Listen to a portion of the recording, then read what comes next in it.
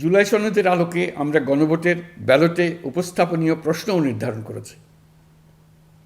আমি প্রশ্নটি এখন আপনাদের সামনে পাঠ করে শোনাচ্ছি। প্রশ্নটি হবে এরকম: আপনি কি জুলাই জাতীয় সনদ সংবিধান সংস্কার বাস্তবায়ন আদেশ 2025 এবং জুলাই জাতীয় সনদের লিপিবদ্ধ সংবিধান সংস্কার সম্পর্কিত নিম্নলিখিত প্রস্তাবগুলোর প্রতি আপনার সম্মতি জ্ঞাপন করছেন? ক, নির্বাচনকালীন সময়ে তত্ত্বাবধায়ক সরকার, নির্বাচন কমিশন এবং অন্যান্য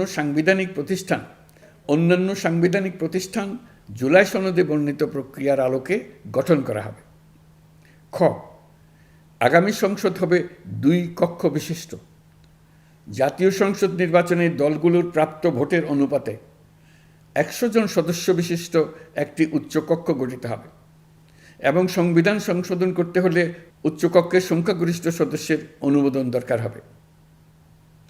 গ, সংসদে নারীর প্রতিনিধি বৃদ্ধি, বিরোধী দল থেকে ডেপুটি স্পিকার ও সংসদীয় কমিটির সভাপতি নির্বাচন, প্রধানমন্ত্রীর মেয়াদ সীমিতকরণ, রাষ্ট্রপতির ক্ষমতা বৃদ্ধি, মৌলিক অধিকার সম্প্রসারণ, বিচার বিভাগের স্বাধীনতা ও স্থানীয় সরকার সহ বিভিন্ন বিষয়ে যে 30টি প্রস্তাবে জুলাই জাতীয় সনদে রাজনৈতিক দলগুলোর ঐকমত্য হয়েছে, সেগুলো বাস্তবায়নে আগামী নির্বাচনে বিজয়ী দলগুলো বাধ্য থাকবে।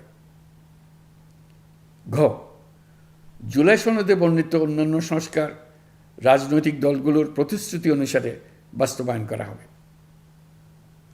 গণভোটের দিন এই 4টি বিষয়ের উপর একটি মাত্র প্রশ্নে আপনি হ্যাঁ বা না ভোট দিয়ে আপনার মতামত জানাবেন।